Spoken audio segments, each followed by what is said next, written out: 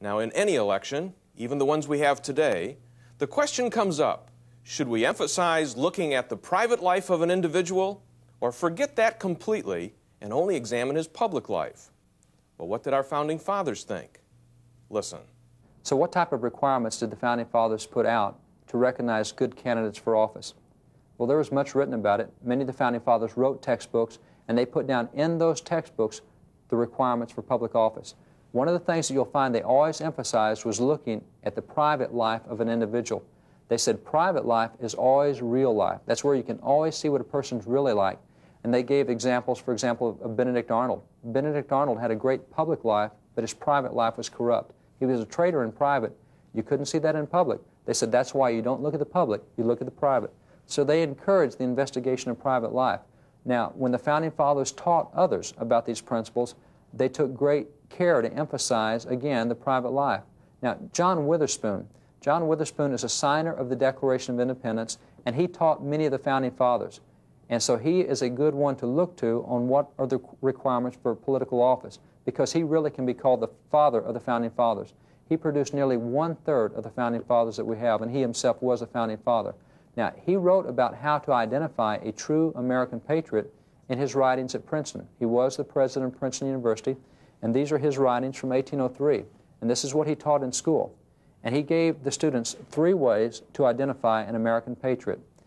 These are his words. He says, what follows from this?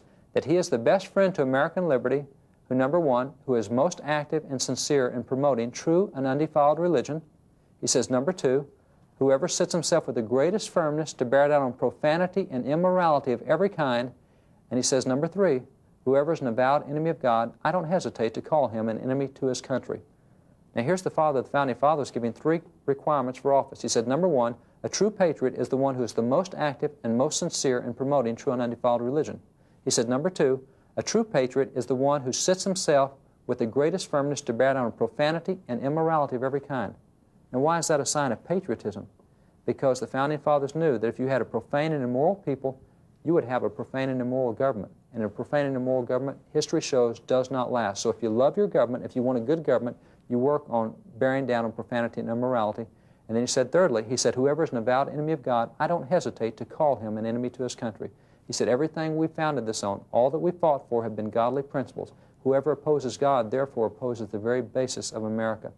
Now, so strong were they about looking at the private characteristics, at the moral qualifications, at the religious qualifications, that Noah Webster may have perhaps said it better than any other. Noah Webster had a textbook that he wrote for students, and this textbook, written in 1823 by the Founding Father Noah Webster, told them about voting. And it said very clearly, he said, it is alleged by men of loose principles and defective views of the subject that religion and morality are not necessary or important qualifications for political stations. Now, hear that. And that's what we hear all the time today. But Noah Webster said it's only by people with loose views or poor views of the subject that say we shouldn't look at moral or religious qualifications. He goes on and he says this. He says, but the Scriptures teach a different doctrine. The Scriptures direct that rulers should be men who rule in the fear of God, able men such as fear God, men of truth who hate covetousness. And then look at this. He says, when a citizen gives his vote to a man of known immorality, he abuses his civic responsibility. He sacrifices not only his own interest, but he betrays the interest of his neighbor, and he betrays the interest of his country. Noah Webster said, if you vote for a person who is known to be immoral, he said, you're a traitor to your country, because what you're putting in office is the very thing that will destroy the country. You see, it takes moral qualifications, religious beliefs, in the eyes of the Founding Fathers to be qualified for office.